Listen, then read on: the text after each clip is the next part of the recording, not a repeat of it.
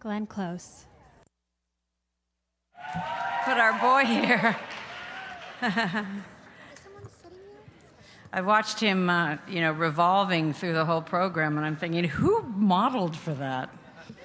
He has a great little butt. First question with CBS Radio. Yes. Where are we? Hi, Glenn. Over here. Here. Waving in the back. Hi. Oh, hi. There you are. Yep. Steve Futterman from CBS News. Wanted to congratulate you on this and all the other awards. Can you talk about this role and why you think it has just really touched people? And, it's obviously resulting in these wonderful awards you're receiving. What is it about this role and this character and the situation she finds herself in that make people connect with this role? I think I'm still kind of astounded by it. Because I chose it very subjectively. I'd never played a character like this before. And I've pondered about that a lot. I think the power of the story is because it's very specific. It's about a certain marriage, a very complex relationship. And I think the more specific and powerful you could make that relationship, the more people will be moved by it, the more baggage they will be able to bring to it and kind of leave the theater and think, I've got things I want to ponder myself. But I have to say, I still put myself back to where we premiered it at the Toronto Film Festival, and I've done a lot of independent films. And you just hope that there's an audience. And sitting in the balcony of that big theater at Toronto, I have never been in a screening where every single nuance of the film was registered with that audience. It was gobsmacking for me. And I thought, wow, I had no idea that this particular story would have this kind of resonance. When you think about it, when we made this film, the Me Too movement didn't even exist. And to have it come out, but also to have it kind of to talk about the women, like my mom, like what I mentioned at the Golden Globes, who feminism was not in their sensibility. And when I think about, I'm wearing my grandmother's wedding ring because I found out from Aunt Helen Lynch after she died that the one thing she wanted to be was an actress. And she never would have been allowed to do that. She was not allowed to do it. And so I feel like I'm fulfilling her dream. And I just think it's the personal, very specific side of the story that makes it resonate so deeply. Next question at the front. Hi, Glenn. Right here to your right. Hi. Amanda with Closer. You've had such a remarkable career. I'm wondering if you could impart some wisdom on us and share one of the biggest life lessons you've learned through your career or otherwise. Oh, wow. Life lesson? That's daunting. I don't know. We're in a very, very, very, very competitive industry, profession. I've always taken my craft very seriously. And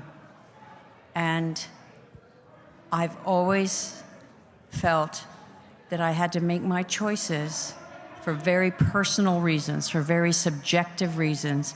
If I ever chose something because I thought it would win me an award or would make me a lot of money, I would be going off track. Because ultimately what we have as individuals is what makes us individual. And I think to be able to approach something personally and to learn the craft of getting into someone else's skin, I guess that's the biggest kind of rule that I've lived by.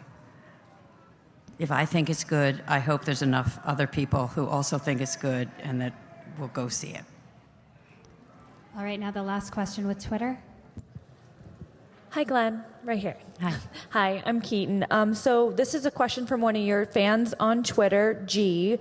If you could give any advice to your younger self, what would it be?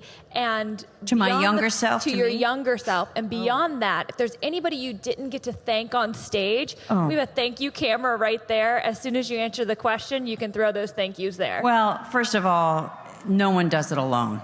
This is a highly, highly, highly collaborative art, and I revel in that collaboration. You want to thank everybody. Everybody matters.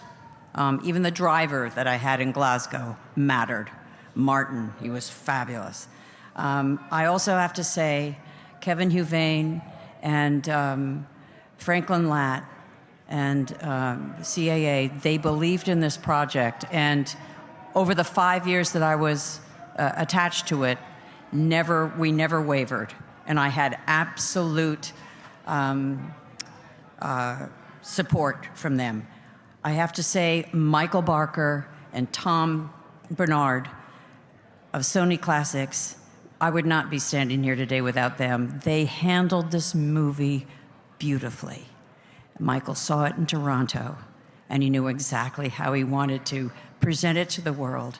And the fact that that's coming back to theaters and that people are discovering it on airplanes, it's all from the mind and the brilliance of the incredible plan that Michael and Tom laid out. So I have everyone to thank. And specifically, Bjorn Runge, our director. He's Swedish. He's a writer. He is a theater director and a movie director. This is his first English language movie, and he was astounding. He is a phenomenal director. I was able to totally trust him in that I knew that whatever I did, it would end up on film. And then Lena, who happens to be Bjorn's wife, worked with him on the editing process. In movies, that's who you depend on.